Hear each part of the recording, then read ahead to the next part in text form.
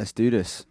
So tell us who you are and where you're from. My name's SamueL. I'm from London town in the UK, and I'm here in New York to work on a project with Michael McManus, also known as Don Miguel. He's got some fly beats, and that's why I actually flew over here to work with him, pretty much. Right on. Well, thank you for sitting down with us. It's all good. It's my pleasure. Okay, so first off, I want to get what is it about this type of music that pulls you in? What do you love about making it? What do you love about listening to it from other people?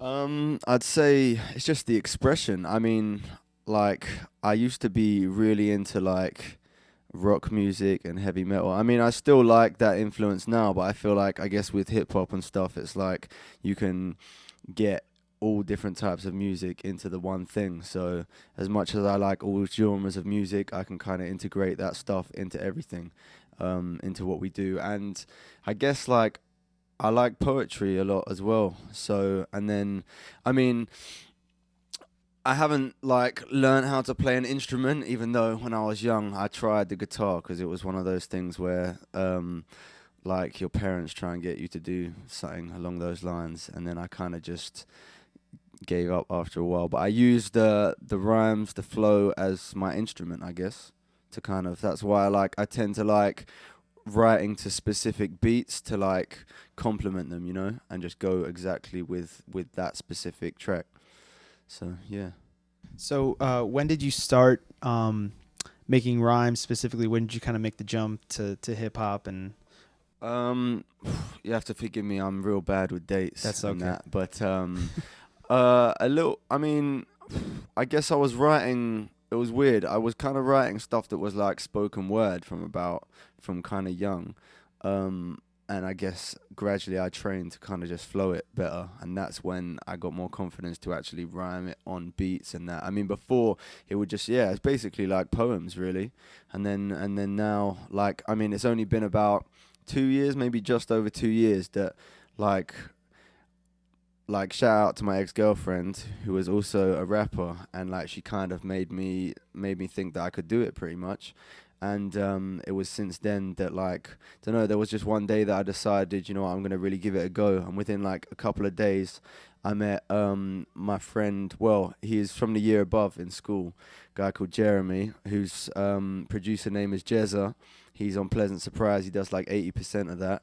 And I bumped into him like 2 days within in my mind deciding that I want to do this, and he was like, I've just started making beats, and I was just like, I've just started rhyming, and then we got together, and since then it's been that's pretty much how it's been, just cracking on.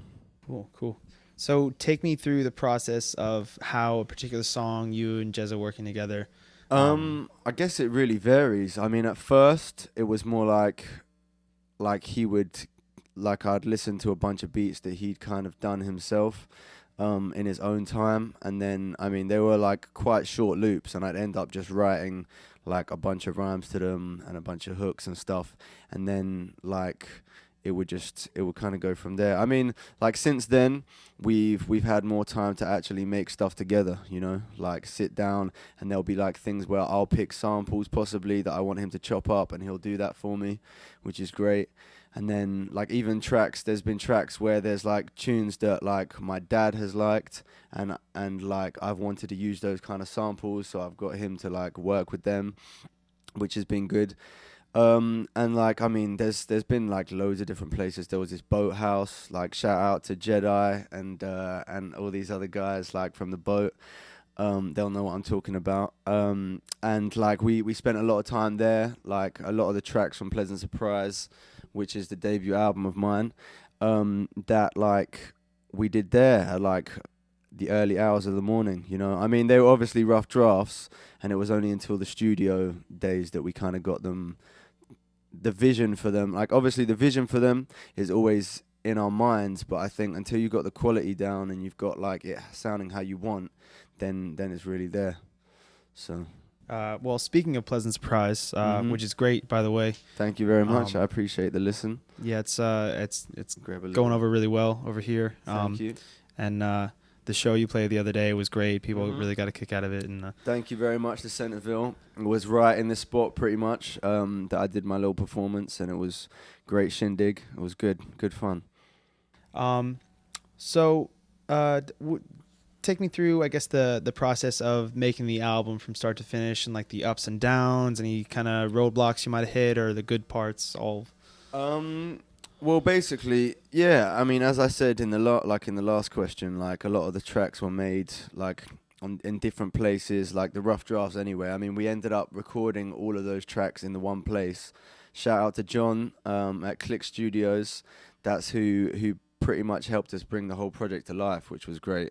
And he's an amazing guy to work with. Yeah, so I mean, they're all put together in over a period of time. I mean, I'd say that like, I guess the creative side of the album, I don't know, like a lot of the drafts were done over, say, like a year.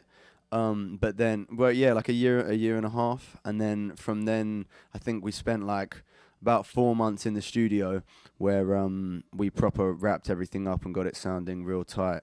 I mean, and then it's just weird how things happen. I mean, I think since I decided to do this, it's like doors kind of open on themselves, you know. I mean, I know you got to kind of like kick some in, but like they just start opening when you decide to do something, you know, and you start grinding at it.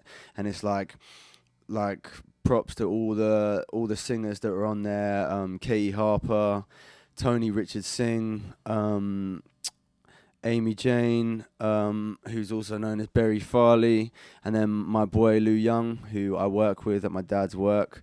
Like, all of them are actually great artists, and I'm blessed to have worked with them. And those particular songs, the ones where I collaborated with people, they're kind of like my favorites almost, because it was always easy. I don't know. It was cool. I mean, like, the downside, there was no real downsides, I guess. It was just like me and Jeremy have got like an interesting relationship, and like we're like best pals. It's all good, but like sometimes we conflict and stuff like that, but like we got it done, and it worked out, and everything was cool. But so yeah, we're all really proud of it, to be honest. Well, in terms of collaborating, now that you're talking about collaborating with all these people, what do you like about collaborating?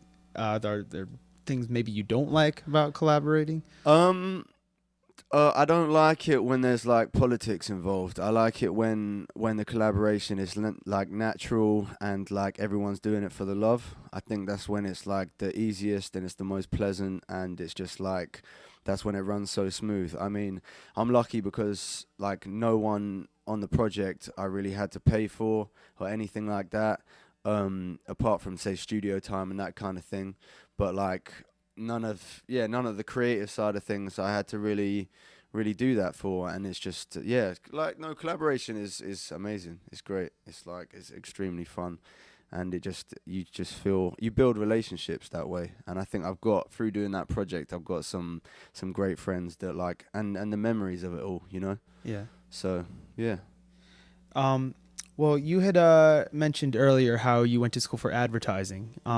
Yep, I did. How LCC, has that? It's called LCC, London College of Communication, in Elephant and Castle. Sounds like a crazy place, doesn't it? But yeah, that's where I went and did my degree in advertising.